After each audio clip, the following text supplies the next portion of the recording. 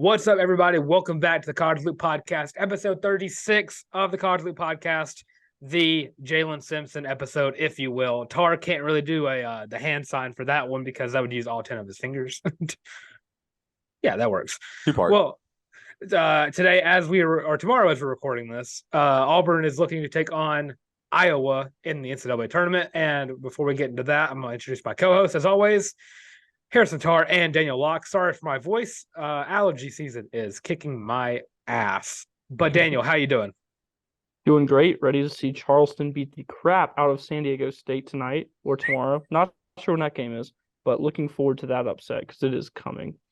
Daniel, I don't hate that at all. I like Charleston a lot, and I'm ready to talk some hoops. I'm ready for Providence to make their run to the Elite Eight, and very, very excited for that. But first and foremost, like you guys heard in the intro, we teased it before we even came on the air. We've got ESPN 106.7's Jacob Goins, host of On the Line, here on the College Loop, talking Auburn basketball and previewing this big-time matchup tonight with Iowa. I'll go ahead and tell you guys right now two things. One, we will have a post-game reaction video, win or loss, does not matter. You guys seem to like those a lot. It'll be a YouTube exclusive. We'll make sure we talk about it through pain or through pride, whatever that looks like.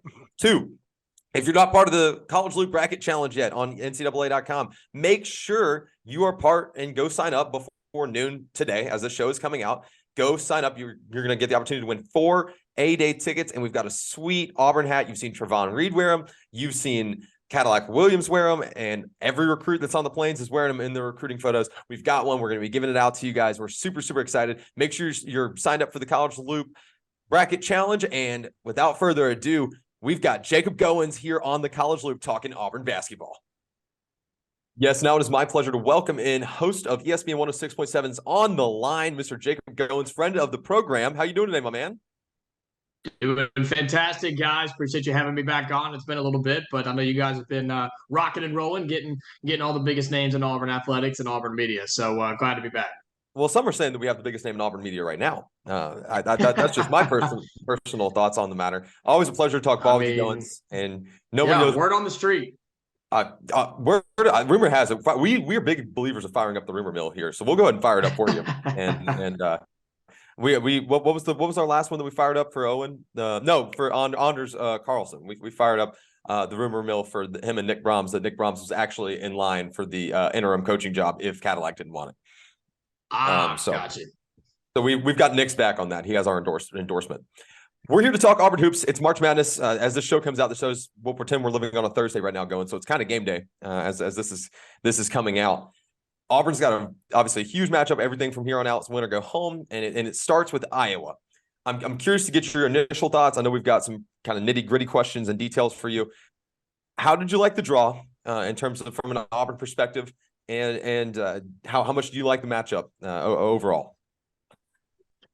You know, going into the SEC tournament with Arkansas and Auburn both being projected as those 9 seeds, I made a statement on my show, and I believed it, that neither one of those teams would drop in the NCAA tournament, given however the SEC tournament played out, whether whoever won or lost that original matchup with Auburn, Arkansas, and however far they went or how little they went.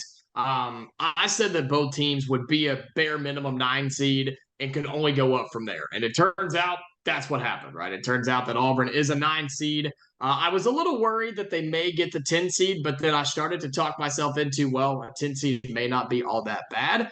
But 9 seed ends up being what Auburn gets. They're up against the 8 seeded Iowa Hawkeyes. The only bad part is if you do win that first round game, you all know you have to go and play the 1 seed out of that. Thankfully for Auburn, I think they got the weakest 1 seed in the field. And so I can't look ahead to Houston just yet, but Iowa brings a very interesting matchup for Auburn. They can score with anybody in the country. They can put up 90 on you if they really want to, but they can also give up 90. And so that's what Auburn has to figure out. How to adjust to that is Iowa can score, but they're going to give up as many points as you want. And so we all know Auburn's strength is defense. Their weakness has been the offensive side of the floor. And so it'll bring a very interesting matchup with Bruce Pearl and Auburn on Thursday. So sorry, Tarr. I was going to say, I actually don't hate the take that Houston's the weakest 1 seed. I've kind of talked myself into that. Daniel, go right ahead. So, Jacob, what is the ideal kind of offensive strategy that if you could talk to Bruce Pearl right now and be like, all right, coach, this is what you got to do to put points on the board, what are you going to say? Daniel, I wish I've had that opportunity years ago to sit down one-on-one with Bruce Pearl and talk to him about his offense because, look, I don't know more than he does. There's a reason he's a Hall of Famer, and I get paid to talk about him as a Hall of Famer. But if I could talk to him coming into this game one of the NCAA tournament where Harrison mentioned it's win or go home at this point, you've got to run through your best offensive players. And those two guys are Johni Broome and Jaylin Williams. And you have to go through Johni Broome, who has to play to his size. He has to play bully basketball and not get bodied down low by bigger guys. And one good thing about Iowa, they're not a huge team. They're an average sized team. They have nobody that's going to match Johni Broome or overmatch Johni Broome. And I think that is a really important factor for Auburn. I think it's something they need to go to him every single time. And I've said it all year long, gentlemen. I've said that Johni Broome is should be a walking double-double. He should have no less than 10 points, 10 rebounds every time he touches the floor. Now, that doesn't always happen, but that's the situation. That's how good he is. And that's what he brings to this team and what he brings to college basketball. So I think you have to work through Johni Broome. And I also think you have to work through Jaylin Williams, who is your best shooter on this team. Now, we have learned about Jaylin Williams. Unfortunately, I don't know him like this personally. All I know is what we see on the basketball floor and what he tells us in the media. But Jaylin Williams, unfortunately, at times, he lacks that alpha dog in him. He lacks that want of the basketball, that want to shoot the ball, that wants to be that dude. And what is unfortunate about that is he is that dude. And he's the best athlete on the floor. He's the best player on this team, and it's not even close. He just doesn't know it. And I would tell Bruce Pearl, I'd say, you've got to get into Jaylin Williams and tell him, dude, you can go off for 25 anytime you want. I mean, he is that good, guys. We've seen him shoot it from outside effective. He's the best three-point shooter Auburn has. He's the best inside player that Auburn has. And besides Allen Flanigan, he's the best athlete that Auburn has. And I think if you combine all of that, Bruce Pearl needs to go to him more. I don't care if he wants the basketball or not. He had a quote in a couple of weeks ago that really disappointed me, saying that he didn't want to go into the basketball game. He would rather Chris Moore stay in the game because he was playing better. I don't like that, but it is what it is. But I think if I could talk to Bruce Pearl, I'd say you've got to feed Johni Broome. He should have no less than 20 points, 10 rebounds on Thursday in this game today against Iowa. And Jaylin Williams has to touch the basketball every single time down the floor. I think if you do those two things, you're in a really good spot to not only beat Iowa, but try to make a run in the NCAA tournament. I think you're not wrong about your Jaylin Williams assumption. I'm going to be a little critical here, Goins. It's what we do in this industry. You're familiar. I'm kind of on your side. Does it not almost feel like Jay Will plays scared a lot? It almost looks like when you dish him the ball in a situation where he may be manned up a little bit, he's playing hot potato and trying to dish it back to Wendell Green Jr. as soon as possible. Is there a world? I mean, let's call a spade right now, guys, and let's stop beating around the bush. Iowa's defense is bad. It's bad. It is actually at times it is horrendous, and when at its best, it's average. There's got to be some I guess formula, and I think you're kind of speaking to this point where it's got to be a confidence building opportunity for Jaylin Williams, because first off, their tallest player is 6'9". No one's going to touch Auburn's height in this game. It's just not going to happen. Is there a world where Jaylin Williams can kind of assert himself in this game and say, hey, look, I can be that guy? Because we've really not seen him do that this year. If you take away that Mississippi State game, other than that Mississippi State game, I mean, he's had flashy numbers here and there, but he should be a routine 15+ guy. I think so. I mean, there's the problem is, though, guys, is talking about the Jaylin Williams situation in particular, or talking about any problems that Auburn has or any problems that any team has coming into the NCAA tournament. Look, it's the middle of March. Like, the problems that a team has, those problems are going to remain. Like, if you haven't fixed them by this point, they're not going to just magically be fixed by the first game of the NCAA tournament. I'm sorry. That's just how it is. And you know what? It happened last year with Auburn's team when they were the #1 team in the country. They had problems in January. They didn't fix them, and they came back to bite them in the second round.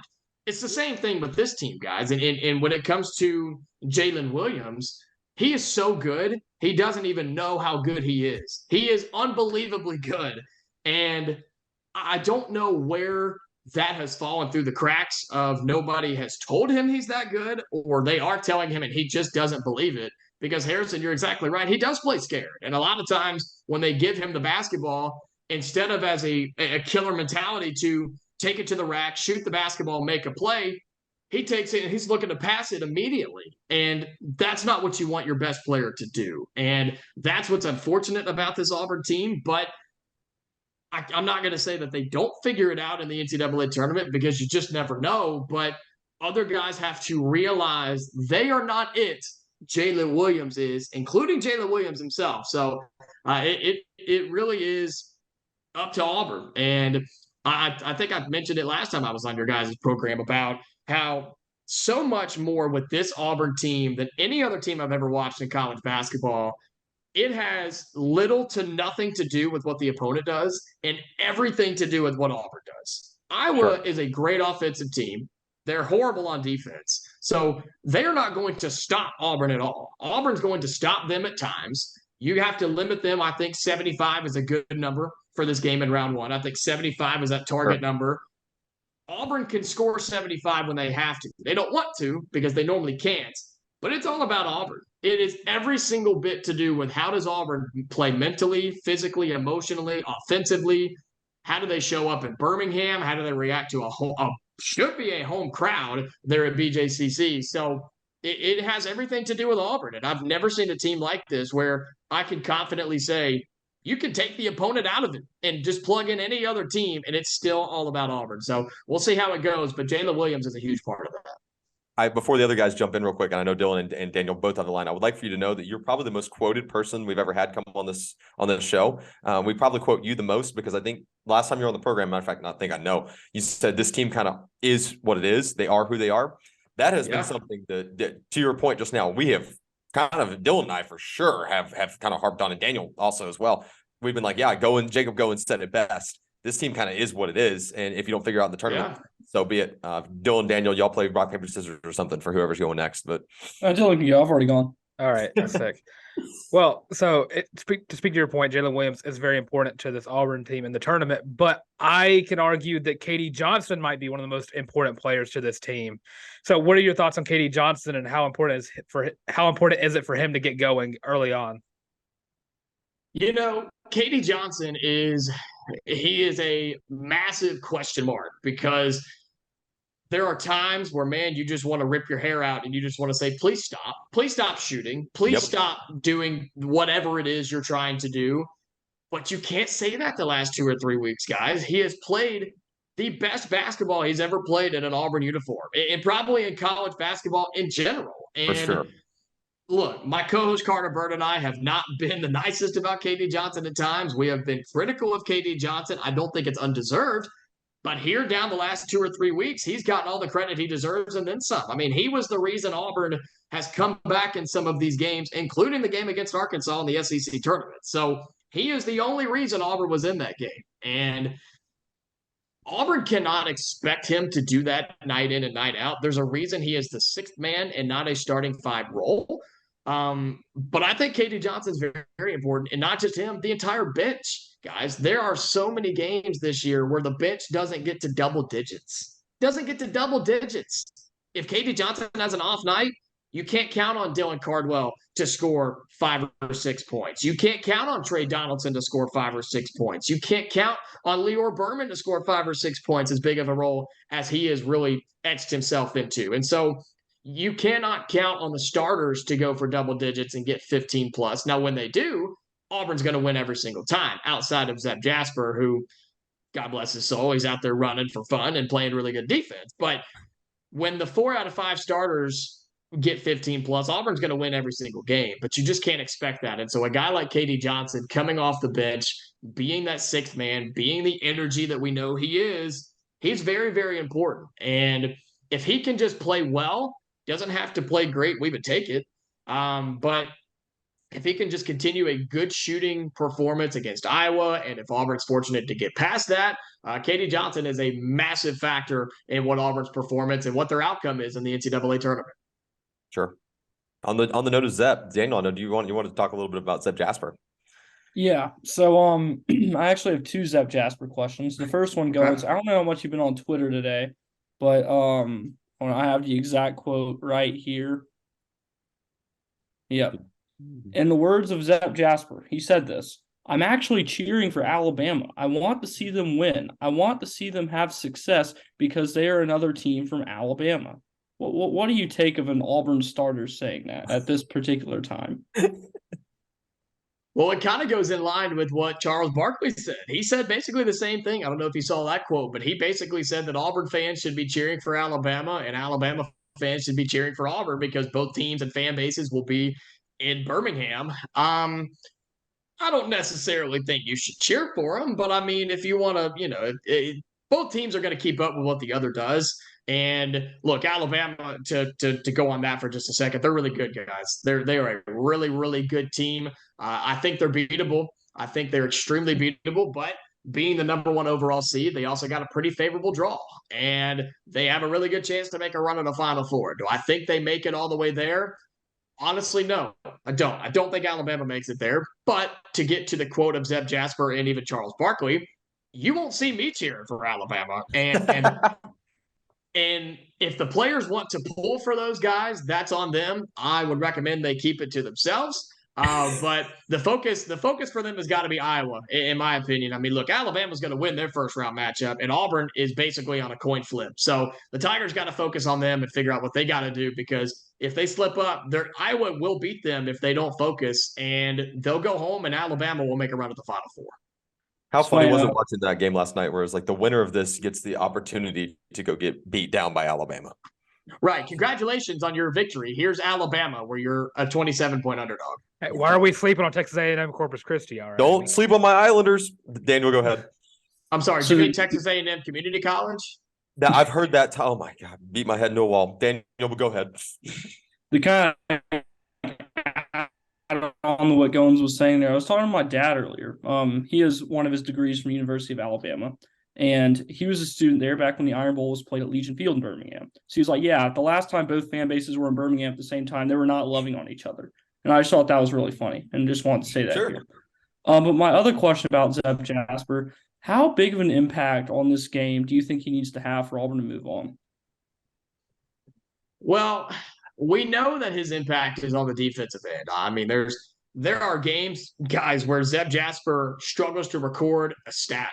Like literally struggles to record a stat. And the last game he played, his biggest stat was fouls, and he had 4 of them. He had 4 fouls and I believe an assist. So his impact is on the defensive end. That's why he's a starter.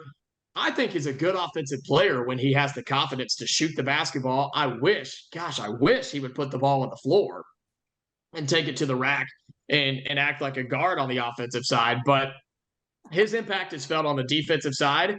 He's going to get the toughest matchup on that end of the floor just about every time, unless it's a big man down low. So that's where his impact is felt. But man, if he could put in 7, 9, 10 points on the offensive side, get to the free throw line, knock down a 3 or 2, and have some confidence and force some steals with some open layups in transition, I mean, those are points that Auburn needs. And those are points that Zeb Jasper scoring them.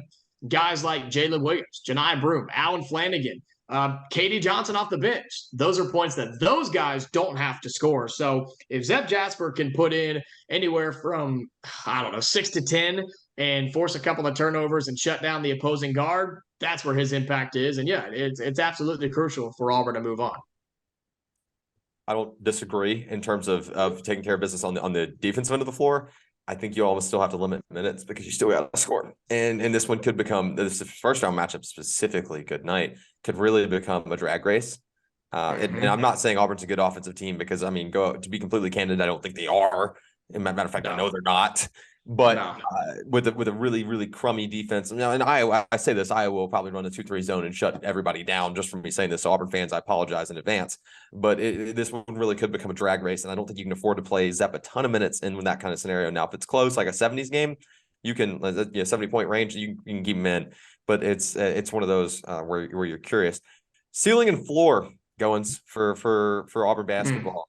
And just to chime in here, I also agree. I think Alabama's out in the Elite Eight, but on the from the Auburn perspective, keep things Auburn centric. We don't want the Bammers to think the Barn has them on their mind.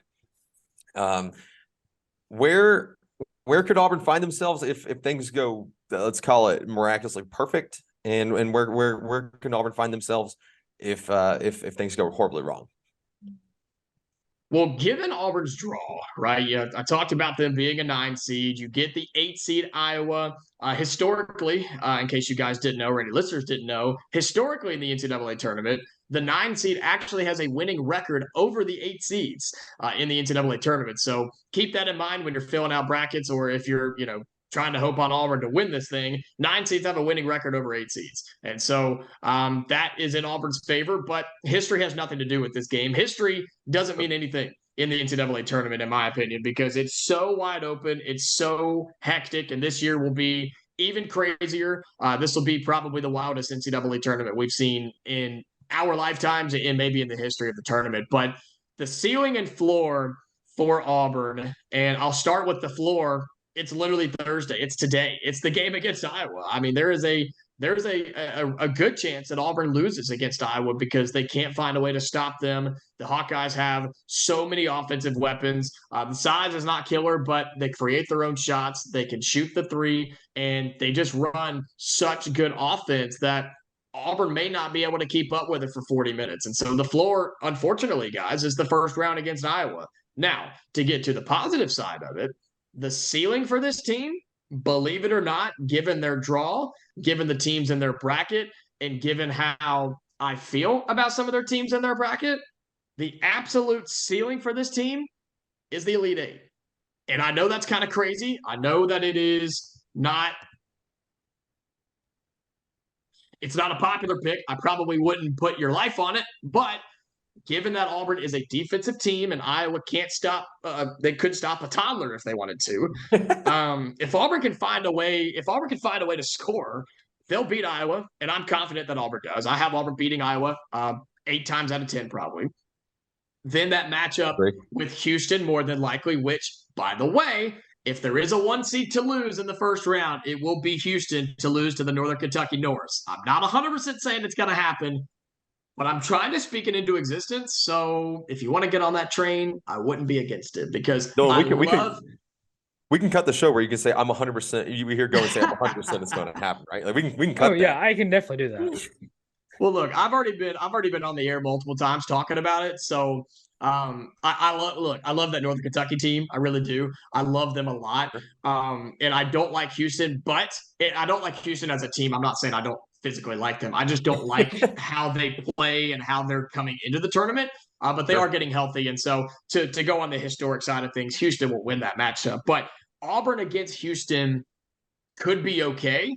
And again, it all has to do with Auburn. Like Houston's a great offensive team. They're a 1 seed for a reason. If Auburn can find a way to stop them on the defensive side and figure out a way to get production from the bench and continue what has been a very hot streak of shooting, they've been one of the best shooting teams in the country, guys, over the past few weeks. And so if they can continue that into the NCAA tournament, I think the ceiling, the highest possible ceiling for Auburn is an Elite Eight because you get Iowa, you get more than likely Houston, and then you're trying to play somebody like Indiana or Drake, Miami, where you're going to match up pretty well with them defensively. But I think if you were to get to that Elite Eight, I think it'll be Texas or Xavier. I really like Xavier from the Big East. I think they're my pretty popular Final Four team out of this bracket. I just don't think Auburn has the guys and has the steam to get that far. So absolute ceiling Elite Eight. The floor is the first round. I think Auburn makes it to the round of 32. I think they beat Iowa, and I think they just fall short against Houston. Kind of in that same boat. Daniel, I know you had a couple more. Yeah, just comment real quick. Goins, I don't know if you knew this. I grew up a huge Indiana Hoosiers fan. So if we end up playing them in the Sweet 16, that would be a very, very tough day for me. Obviously, would be rooting for Auburn because that's where the tuition money goes, but it would be interesting. And my final question is, what are your thoughts on Kelvin Sampson complaining about having to play in Birmingham when the Final Four is literally in Houston? Yeah, I mean, I mean, look, as a 1 seed, there was an argument for them to be the overall 1 seed. There were people that were they were upset that Alabama was the overall 1 seed and not Kansas, Purdue, even that Houston team. But look, I think with the way that conference tournaments went, the fact that Houston, a shorthanded Houston team, got it handed to them by Memphis, the fact that Purdue had to fight it out against Penn State in their Big Ten championship, they won it by 2. A sneaky good Penn State team, by the way. They don't beat Texas A&M, but they are I like good. that team. I like that team. They're good. Don't get me wrong. They are very good, and they battled with Purdue, but the Boilermakers won their conference championship game by 2. And you also have the fact that Kansas got just dragged up and down the floor by Texas by 20 in their conference championship game. So Alabama deserved the number 1 overall seed, which played into Houston having to play in Birmingham. Look, I'd be upset too. I would be upset about it. From Houston's point of view, you're having to play, look, you get the 16 seed, but then you're having to play what is going to borderline be a road game. And I get it. I get the frustration, but at the end of the day, just play the team in front of you. Like, just suck it up, play, and go. And yeah, like you said, Daniel, the Final Four is in Houston. And Houston has a good chance to get to that Final Four in their hometown. And so if they make it there, they'll be fortunate to play in front of a bunch of home fans. But this is the NCAA tournament, and it's a freak accident that Auburn and Alabama are playing in Birmingham. And so I just say suck it up and play.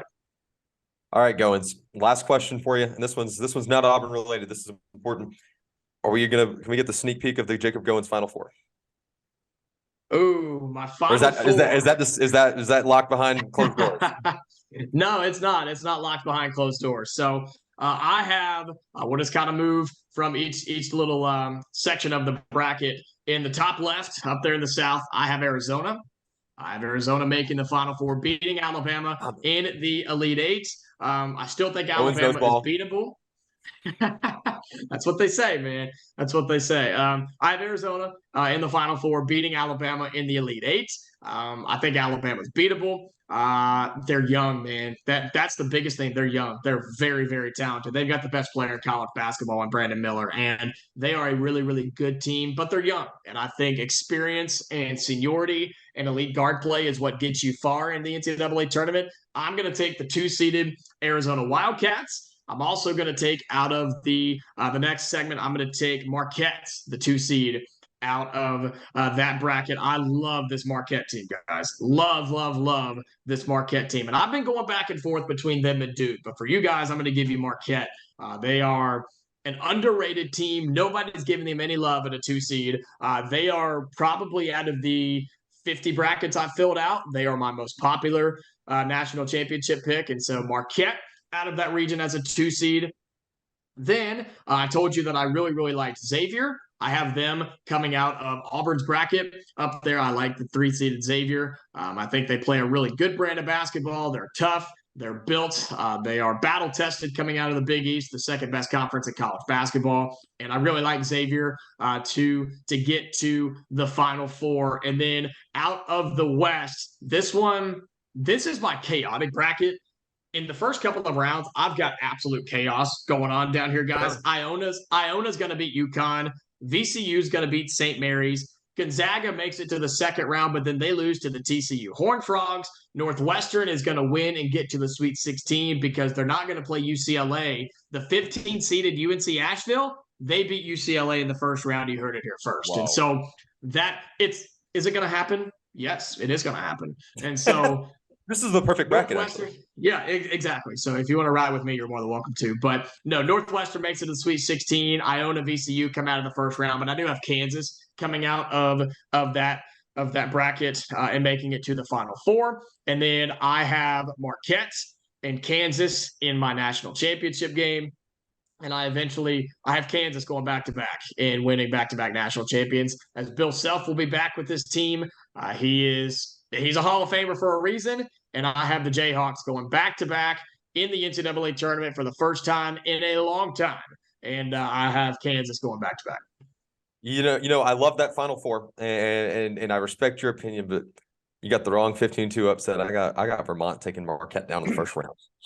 If that happens, man, my You're in brackets are shambles. absolutely done. Because look, I've got Kansas for this one, but like I said, I have Marquette in a lot of them. Like I love that Marquette team, but Kansas they're good, man, and I like them to win it all. But I wouldn't be surprised if Kansas win it. I wouldn't be surprised if Marquette wins it. I wouldn't be surprised if Oral Roberts as the 12 seed goes on and wins it. Like it's going to be chaotic. So it should be a very fun bracket. It should be a fun March Madness. Nobody will have a perfect bracket after day one. That's my prediction. Except for me. It should be except for you. That's right. Except for you.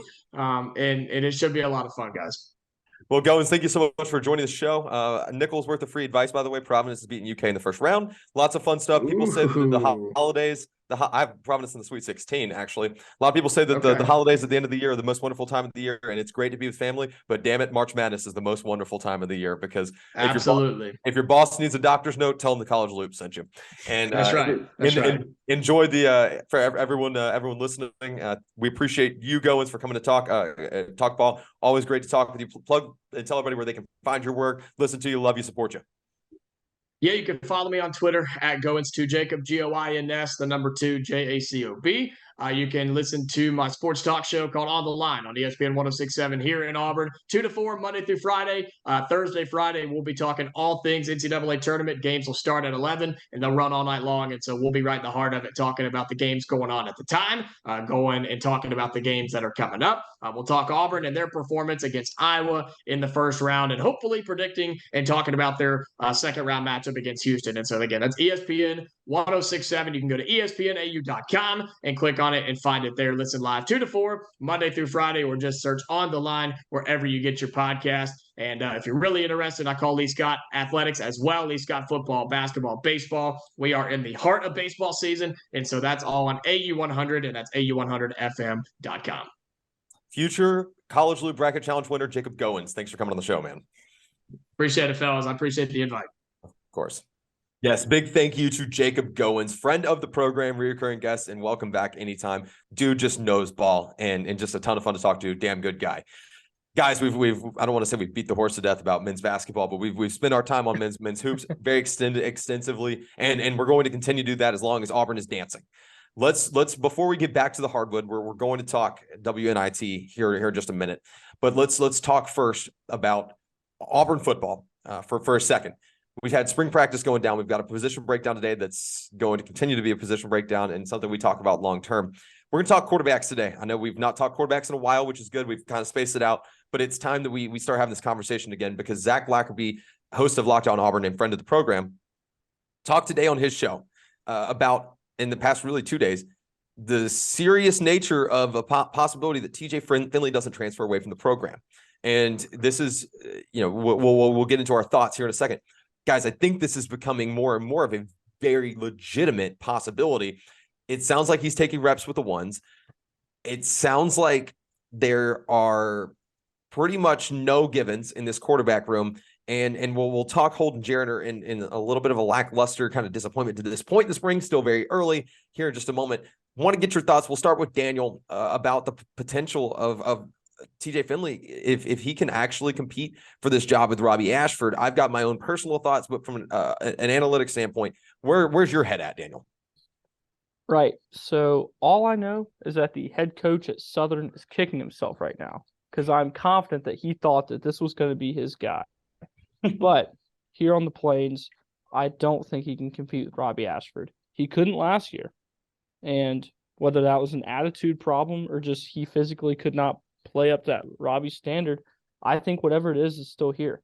So I think Robby's going to be your QB1, or it's going to be someone who's not currently in the program.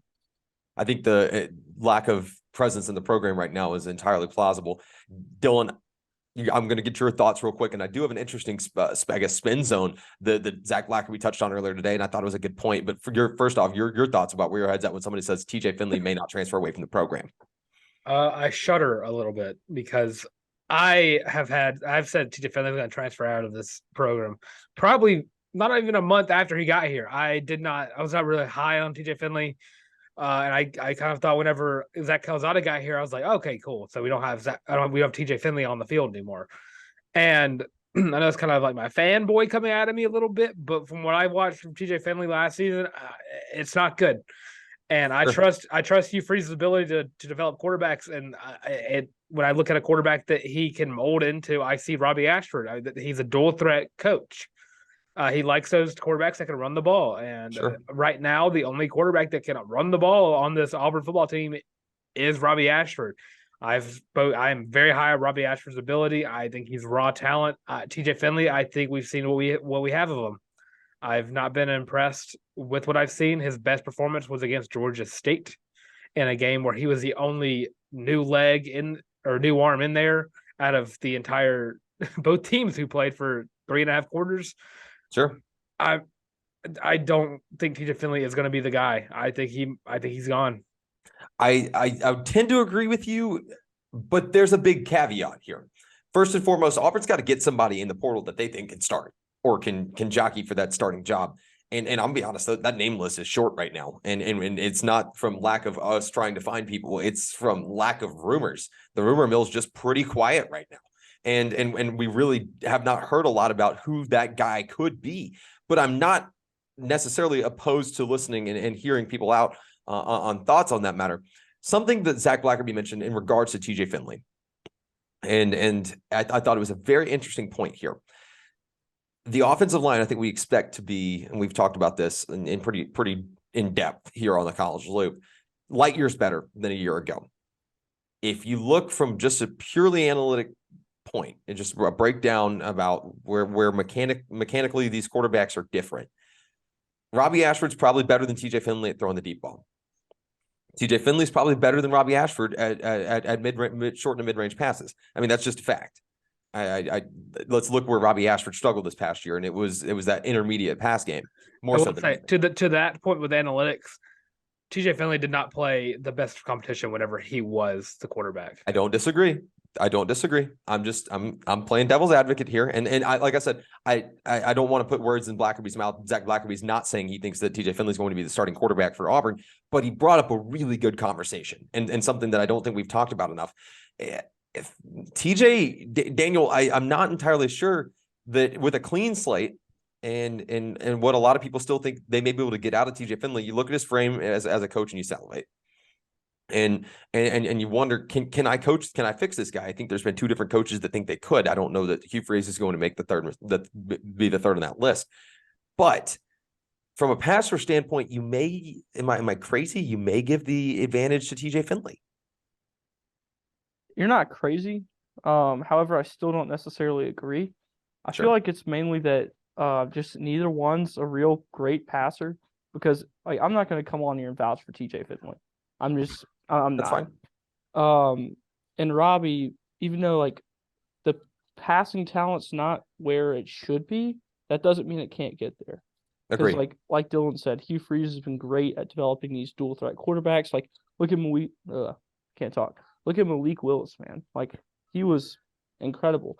But at the same time, look at what he did with Bo Wallace at Ole Miss in 2014. He turned a guy who, couldn't hit the broadside of a barn into an absolute stud. Sure. So, I mean, maybe.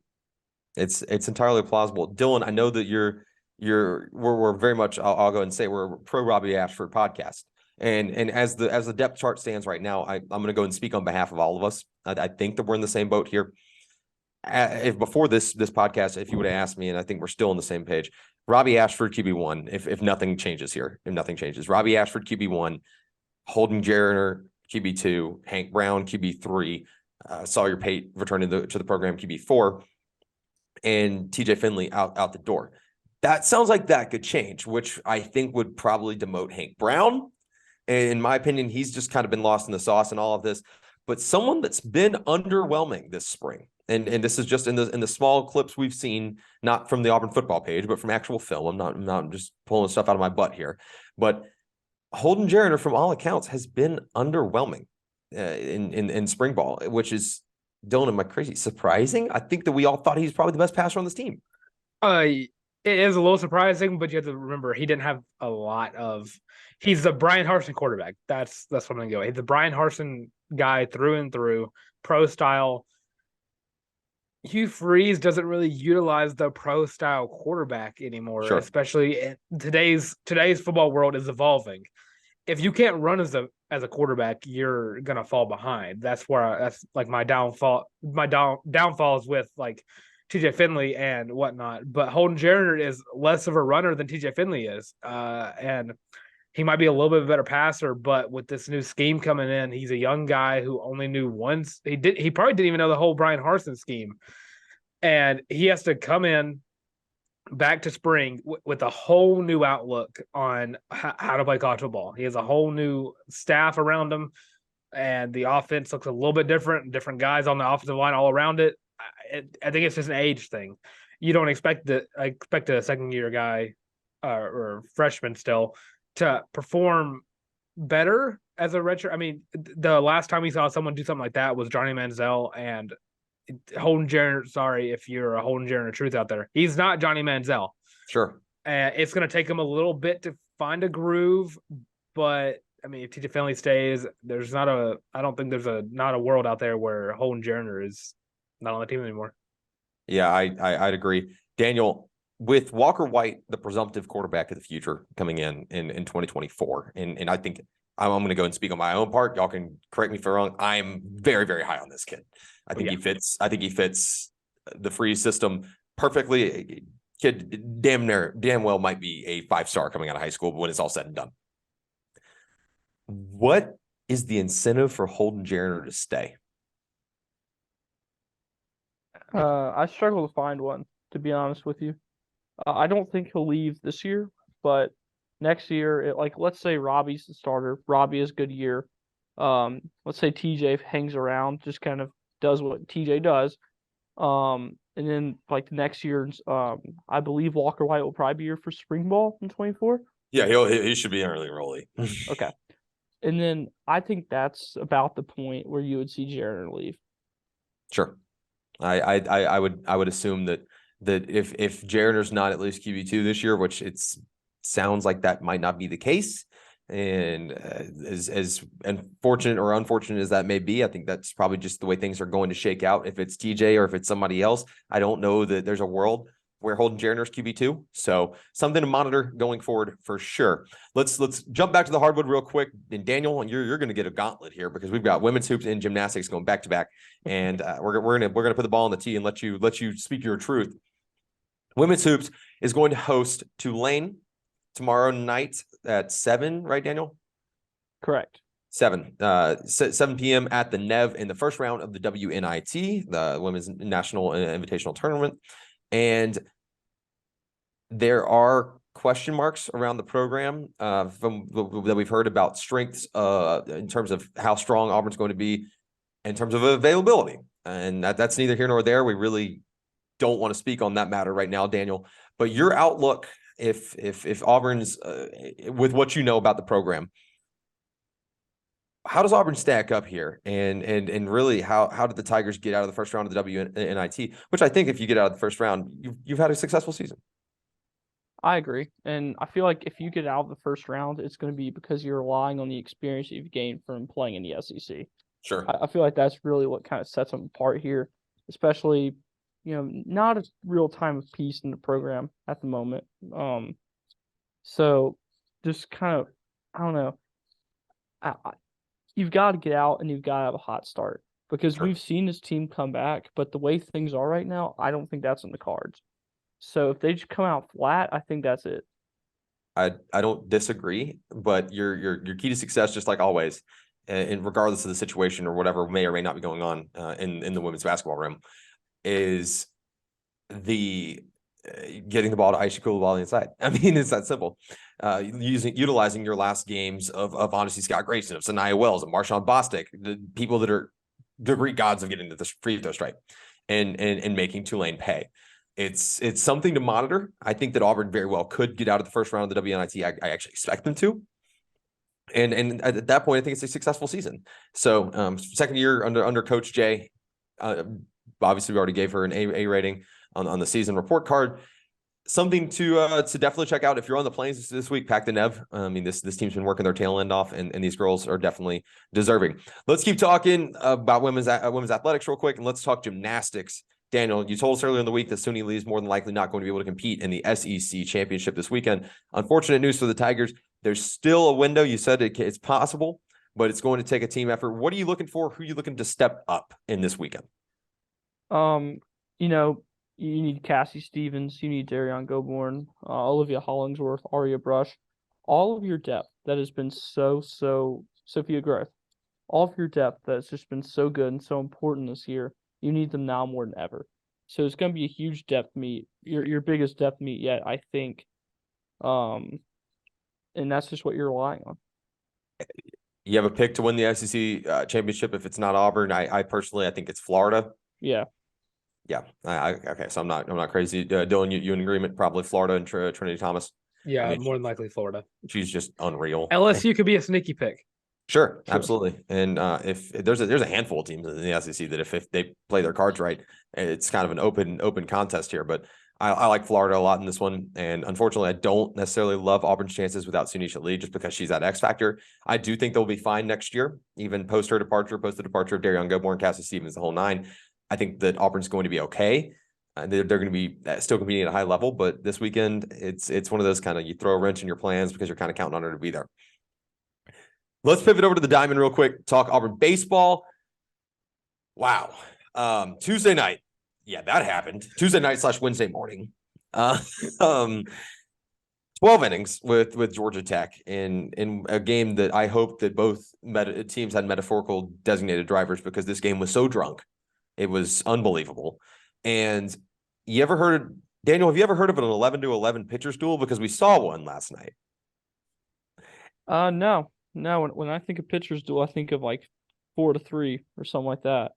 Yeah, late inning surge. Yeah, something like 2-1, something like that. No, we had an 11-11 pitcher's duel until Auburn eventually walked it off 12-11. And Dylan, you and I talked about it earlier today on the Auburn Daily Show, or excuse me, yesterday on the Auburn Daily Show. So make sure to go check that out if you want more in-depth analysis of Auburn baseball's win over Georgia Tech.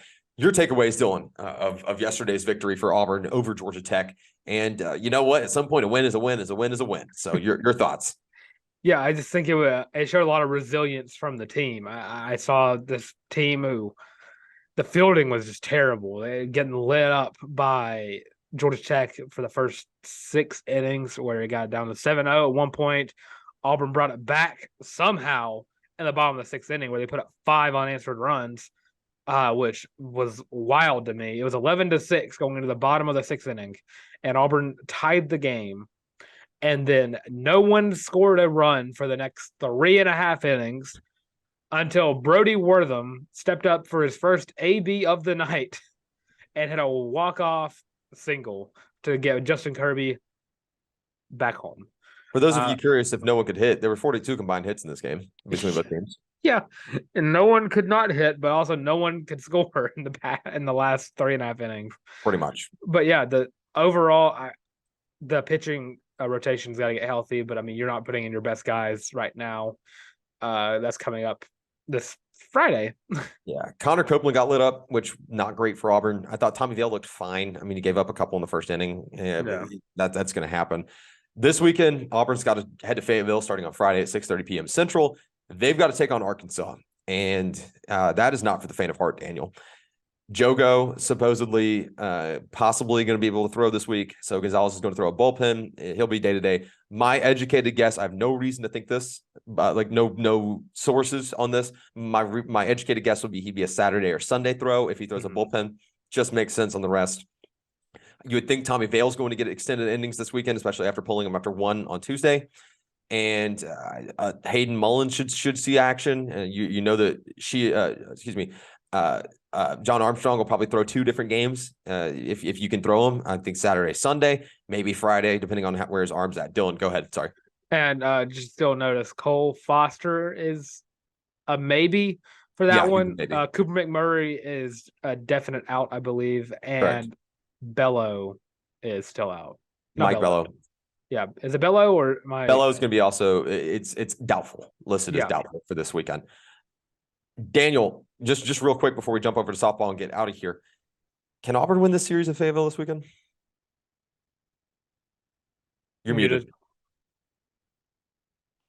You're still muted. Hey, Daniel, you're still muted. That's on me. So you're deafened too? Sure. I don't think so. The bullpen saw a lot of action Tuesday night, and I know you have like 3 days of rest, but I don't know. The team's beat up. Chris Stanfield might be hurt. I don't know if y'all mentioned him when you were running through We it. did not, but yes, Stanfield's listed as questionable as well. Yeah.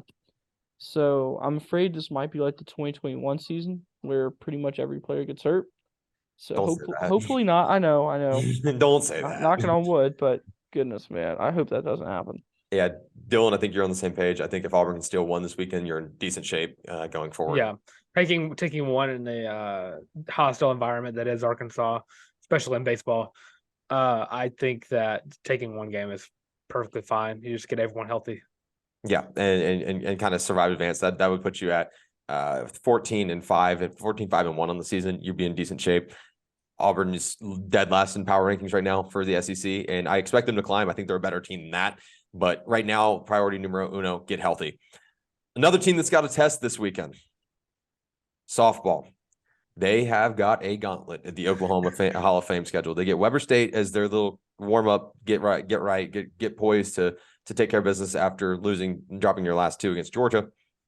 No midweek games. Then you get Northwestern, Oklahoma. Jesus Lord, guys, if Auburn gets out of this, I'm going to ask you both the same question. If Auburn gets out of this weekend with blank number of wins, they've succeeded. Go ahead, Dylan. 3. Agree. Daniel? Honestly, 3. if you take one against Oklahoma, I think you're in good shape. Yeah. Yeah. Well, if it's 3 and you take one from Oklahoma, great. If it's 2, or if it's the bare minimum, your 3's got to be Weber State Northwestern sweep. Oklahoma is one of those teams that you got to play your best softball, and that's on a yearly occasion. But we'll see. Maddie Penta seems completely healthy. Shelby Lowe looks healthy. She got lit up a little bit against Georgia Tech. Maya just needed to get around, knocked around a little bit, and learn how to get hit a little bit more. Annabelle Wydra, she's been there. The big question, guys, can Auburn get on base against this Oklahoma rotation? And I know that we never thought we'd ask this, but the offense has been suspect, Daniel. Yeah, it hasn't been what it's been the first couple weeks of the season. Hopefully that changes. It's going to take a lot this weekend. You probably need 5 or 6 at least to beat Oklahoma. Sure. Definitely. Just because they have so much offensive firepower and also really good pitching and really good everything because they're just that team. Yeah, I mean, they're the giant. You have your work cut out for you for sure. Certainly. Dylan, takeaways or I guess thoughts for this weekend. Key players not named Bree Ellis or Maddie Penta. I mean, I'm just being candid here. I'll probably go Aspen Godwin.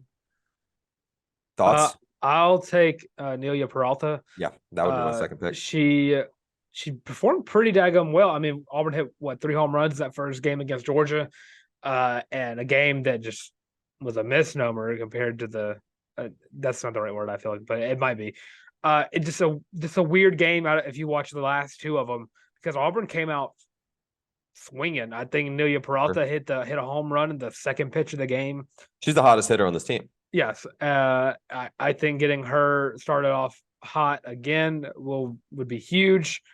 And that person I'm going to look at, I'm going to look towards the outfield a little bit. Let's see, Lindsey Garcia is my other one.